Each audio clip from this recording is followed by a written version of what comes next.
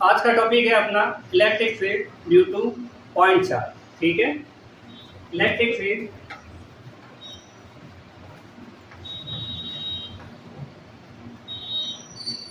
Due two point charge. Point charge.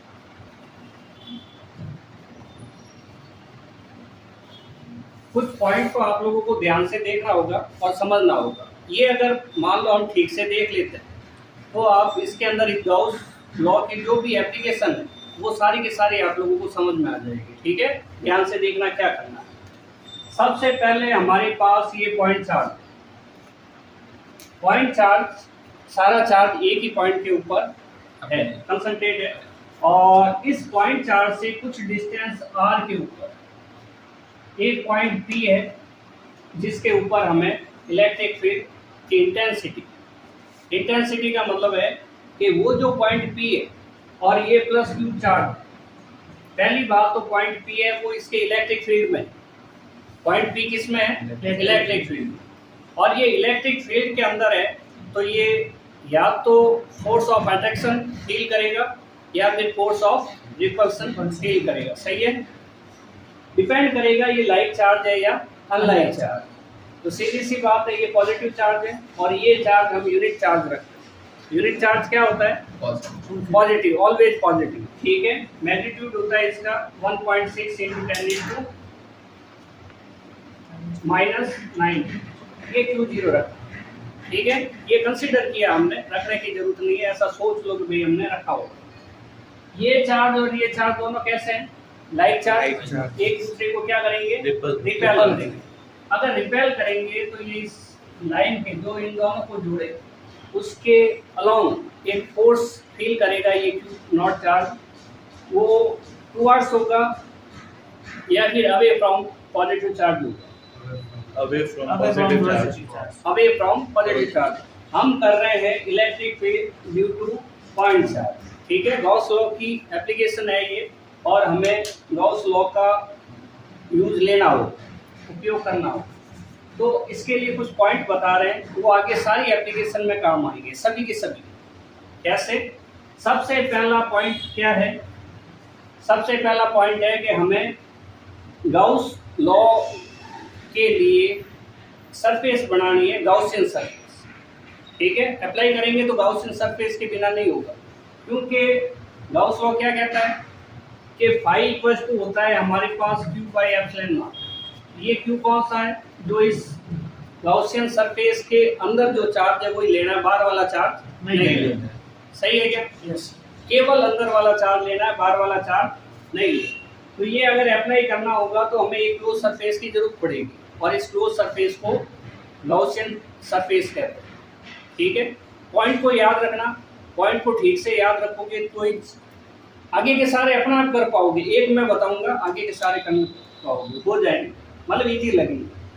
तो सबसे पहला काम क्या करना? Gaussian surface. ठीक है, ड्रॉ करनी है, और उसके बाद उससे हमें इलेक्ट्रिक फील्ड और एरिया वेक्टर के बीच में क्या एंगल है वो फाइंड करना। ठीक है, तो करेंगे। सेकंड नंबर हमें क्या करना है? Phi equal to close integration whole surface E dot dA। ये फॉर्मूला अप्लाई करना है अकॉर्डिंग टू डेफिनेशन। ठीक है, इलेक्ट्रिक फ्लक्स का ये फॉर्मूला होता है, किया हुआ हमने, ये वाला अप्लाई करना है। सेकंड, थर्ड पॉइंट रहेगा गॉसियन सरफेस से, गॉस लॉ से हमें ये फॉर्मूला, और यहाँ पे हम इन लिखते हैं। ठीक है, कल हमने समेशन ऑफ Q लिखा, समेशन और सिग्मा एक ही है, इसका मतलब जोड़ करना, ऐड करना। ठीक है, तो ये हो गया। क्या बात समझ में आई? First point Gaussian surface draw करनी है। Second, phi equal to close integration whole surface E dot dA, ये फॉर्मूला अप्लाई करना है। ठीक है, कर लेंगे। थर्ड, सब में ऐसा ही करेंगे। थर्ड, गॉस लॉ यूज में लेना है, Q/ε0। सही है। फोर्थ पॉइंट, नेसेसरी हो तो हम करेंगे कैलकुलेशन ऑफ Qin। Qin कितना है ये हम फाइंड करेंगे, Qin कितना है वो फाइंड करेंगे। अगर सारा चार्ज गॉसियन सरफेस के अंदर है तो हमें क्यू इन फाइंड करने की जरूरत नहीं। और अगर सारा चार्ज गॉसियन सरफेस के अंदर नहीं है, थोड़ा चार्ज गॉसियन सरफेस के अंदर है और थोड़ा बाहर है, ऐसी कंडीशन में हम क्या काम करेंगे, क्यू इन की कैलकुलेशन जरूरी है। ठीक है, तो हमें ये डिसाइड करना होगा कि चार्ज अंदर है या बाहर है, थोड़ा अंदर है या सारा ही अंदर है। ठीक है, इस टाइप से डिसाइड करना पड़ेगा। अपने ये जो कर रहे हैं इसमें इसकी जरूरत नहीं पड़ेगी। फिफ्थ नंबर पॉइंट कि अगर इसको इक्वेशन नंबर 1 देंगे, इसको इक्वेशन नंबर 2 देंगे, अगर इसकी कैलकुलेशन करते हैं तो इसका जो वैल्यू आएगा वो इसमें इक्वेशन नंबर 2 में पुट करेंगे तो वो इक्वेशन 3 हो जाएगी। ठीक है, फिर बाद में इसकी और इसकी जो इक्वेशन आएगी उनको कंपेयर कर लेंगे।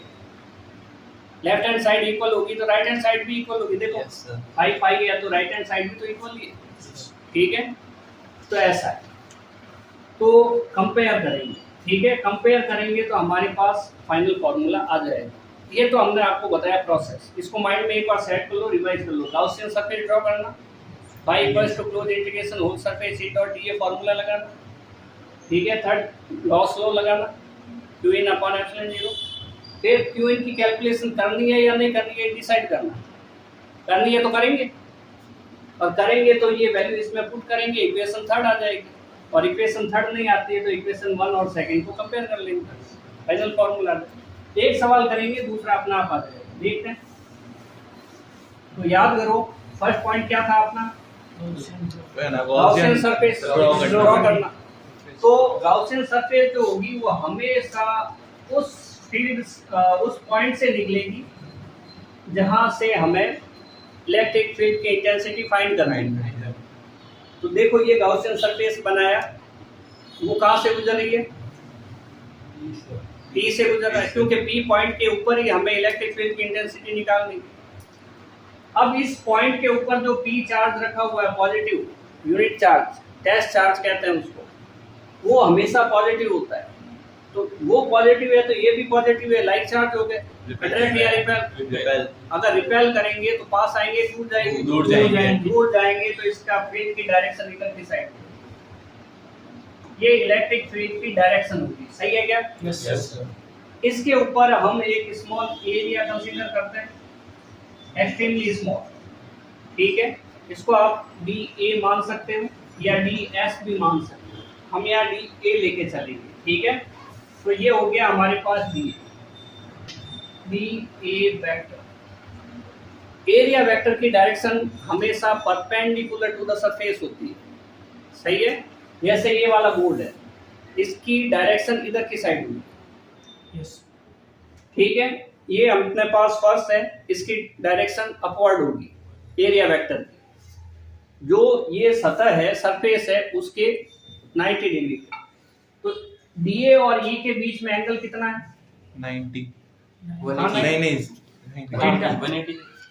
थीटा 0 डिग्री है। दोनों एक ही डायरेक्शन में, दोनों एक ही डायरेक्शन है। Same 0 degree. ठीक है, थीटा इक्वल टू 0 डिग्री। और cos 0 कितना होता है? 1। cos 0 कितना होता है? 1 है।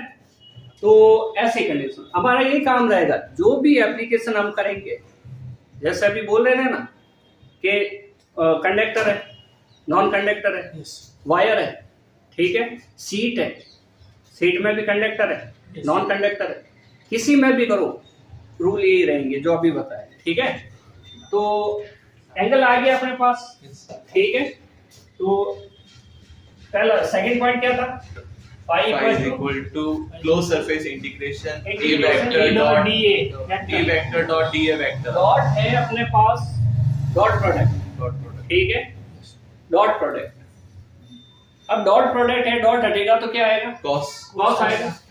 phi इक्वल्स टू हमारे पास हो गया close integration whole surface EDA cos। A cos 0 degree angle कितना है? 0 डिग्री और cos की value 1। cos 0 phi equals to हो जाएगा E बार ले लो, ये closed closed surface integration whole integration surface D और cos 0 की value 1। 1 E constant, yes E क्या है? Constant। बार क्यों लिया? फॉर्मूला होता है E इक्वल्स टू KQ अपॉन r square ये E का फॉर्मूला होता है, है ना, अकॉर्डिंग टू कूलम्ब्स लॉ हम निकाल चुके हैं। ठीक है, कल किया था ना हमने। E is equal to F upon Q not. not F की वैल्यू के Q not upon are square और क्यू नॉट से क्यू नॉट कट जाएगा के क्यू अपॉन आर स्क्वायर। ये किया था? Yes sir. ठीक है, तो ये फॉर्मूला हम यहाँ पे लेते हैं। चेक करो, ये पी पॉइंट यहाँ पे लिया हमने, अगर यहाँ लेते तो ये डिस्टेंस आर चेंज हो जाती है। No sir. यहाँ पे लेते तो चेंज हो जाती No, sir. है। यहाँ पे नो सर। एक ही स्फीयर की या एक ही सर्कल की जो रेडियस होती है वो सब जगह बराबर होती है, तो रेडियस कांस्टेंट। क्यू चार्ज इस पॉइंट के लिए भी ये क्यू ही है, यहाँ पॉइंट होता तो भी क्यू होता, यहाँ पॉइंट होता तो भी क्यू होता, कहीं पे भी पॉइंट होता तो चार्ज तो क्यू ही है। तो क्यू भी क्या रह रहा है? Constant. और के कूलम कांस्टेंट है ये 9 × 10⁹ सही है। तो इट मींस ई क्या है?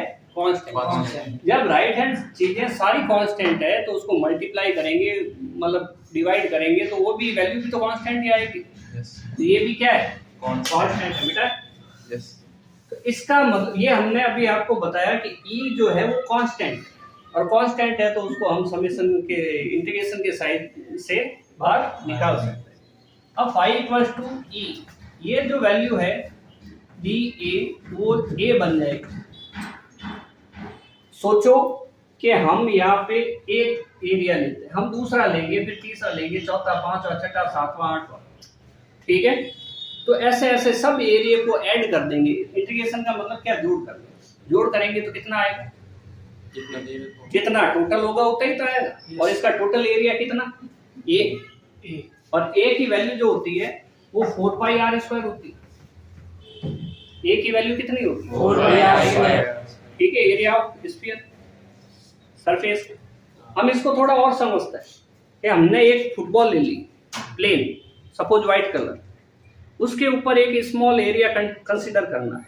उसके लिए सोचो आप 1 रुपए का सिक्का चिपका दिया, मान लो ये 1 रुपए का सिक्का है, तो सिक्के की जो सरफेस है उसके परपेंडिकुलर एरिया वेक्टर हो जाएगा। सही है क्या? एक डीए हो गया। इसके ऊपर दूसरा सिक्का चिपका सकते हैं, तीसरा चिपका सकते हैं, चौथा, पांचवा, पूरी फुटबॉल को भर दो उससे। हर एरिया कितना हो गया? DA DA DA. हर एक सिक्का क्या करेगा? डीए एरिया कंज्यूम कर लेगा, ले लेगा, रोक लेगा। सही है। सबको मिलाएंगे तो ए हो जाएगा, पूरा फुटबॉल का एरिया आ जाएगा। सही है ना? है ना? एक एग्जांपल दिया है तो इस टाइप से ये हो जाएगा। तो हम क्या काम करते हैं, यहाँ पे ए लिख देते हैं और फाई इक्वल्स टू ई, और ए का जो है 4πr²। अब इसका मतलब ये नहीं सोच लेना कि हम हमेशा ही 4πr² लिखेंगे। आपको ये चेक करना होगा कि गॉसियन सरफेस है कैसी। अगर स्फीयर है तो ओके, लेकिन हाँ स्फीयर नहीं है, दूसरा है, तो उसका फॉर्मूला लगो, जो है उसका फॉर्मूला लगो। तो ये हो गया इक्वेशन नंबर 1। थर्ड पॉइंट क्या बताया था?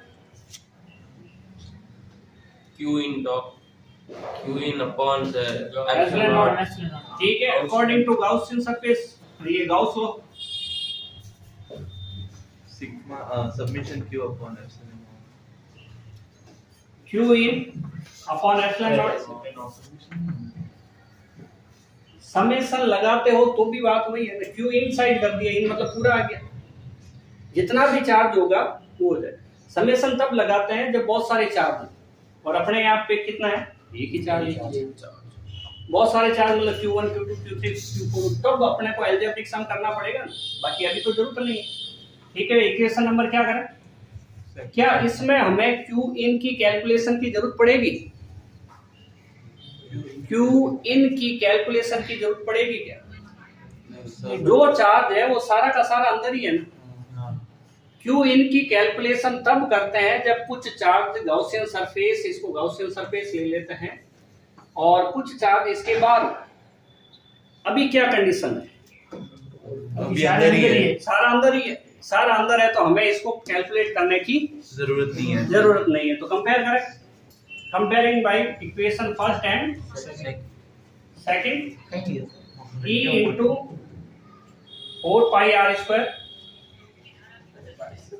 बराबर क्या लिखें? q in Q upon in epsilon upon epsilon not. ठीक है, ये कर दिया। तो E की वैल्यू क्या रहेगी? KQ upon K चेक करें Q in, Q in Q in छोड़ो, क्यू तो जो भी है, क्यू इन बराबर क्यू करना है। क्यू इन की जगह हम क्या लिख रहे हैं, क्यू लिख रहे हैं, ठीक है। ध्यान से देखना, क्यू तो ये है ही है, एप्सिलॉन नॉट है ये। अब 4 पाई आर स्क्वायर नीचे आ रहा है, तो ये 4 पाई आर स्क्वायर नीचे आ रहा है, आ गया आर स्क्वायर। इसको हम कैसे लिख सकते हैं कि 4 E equal to 1 upon 4 pi epsilon naught into q upon are square. हमने क्या किया, एप्सिलॉन नॉट को 4 पाई के साथ लिख दिया। सबको पता है क्या होगा, बोलो, E equal to K Q upon are square. Check करो, वही फॉर्मूला है, सेम टू सेम, ठीक है। वेक्टर फॉर्म E vector होगा R cap E vector equal to K Q upon are square, R cap R cap. Right hand side में कोई vector quantity नहीं है, के कूलम कांस्टेंट है, Q scalar है, R distance है वो scalar, तो हम इधर की side R cap. Are cap जो है वो यूनिट वेक्टर है, और आर कैप का जो फॉर्मूला होता है यूनिट वेक्टर का, r vector upon modulus R modulus of r vector. इसको हम लिख सकते हैं आर वेक्टर अपॉन आर लिख सकते हैं। ऐसा लिखो या ऐसा लिखो, एक ही बात, सही है। yes ई वेक्टर को हम लिख सकते हैं K Q upon are square cube R vector upon R, सही है। yes next E vector equal to K Q R vector upon R Q, R square और आर क्यू सेम है। yes sir next हम कर सकते हैं graph. Graph के अंदर फॉर्मूला देखो, सोचो कि ई इनवर्सली बाद में करेंगे, के क्यू अपॉन आर स्क्वायर होता है। अगर हम ये काम करते हैं, ई और आर में ग्राफ बनाए, तो ये ग्राफ देखो इनवर्सली प्रोपोर्शनल का ग्राफ इस टाइप का होता है, पता है, yes सही है। हाँ, और ई और आर स्क्वायर में ग्राफ बनाए, लीनियर होगा आर स्क्वायर, ग्राफ तो ऐसा ही आएगा, ऊपर थोड़ा छोटा होगा, सीधा नहीं सीधा नहीं, इसको हम थोड़ा साफ पता चल जाए इसलिए हम इस टाइप से कर लेते हैं। इन दोनों में डिफरेंस पता चल रहा है, yes sir ठीक है।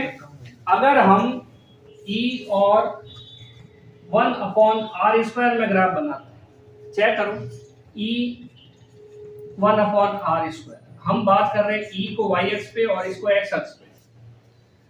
केवल ब्रैकेट को देखो और सोचो, दोनों ब्रैकेट एक दूसरे के डायरेक्टली प्रोपोर्शनल है कि नहीं। लेकिन अगर हम इसके लिए बात करें, इस ग्राफ के लिए, तो हम ग्राफ किस में बना रहे हैं, E inversely proportional to R square, E और आर स्क्वायर में बना रहे हैं। तो ई और आर स्क्वायर जो है वो इनवर्सली प्रोपोर्शनल है। अगर इसके लिए देखें तो ई फॉर्मूला तो वही है, लेकिन यहाँ ई है, ई के ऊपर ब्रैकेट, ये आर है, आर के ऊपर ब्रैकेट लगाओ।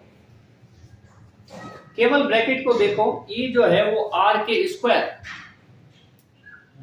के इनवर्सली प्रोपोर्शनल, तो यहाँ ग्राफ बनेगा इनवर्सली प्रोपोर्शनल का, इसमें बनेगा स्क्वायर ऑफ इनवर्सली प्रोपोर्शनल, और इसमें बनेगा डायरेक्टली प्रोपोर्शनल। तो ये ग्राफ कैसा आएगा, directly proportional linear Straight straight आएगा। आएगा सही है।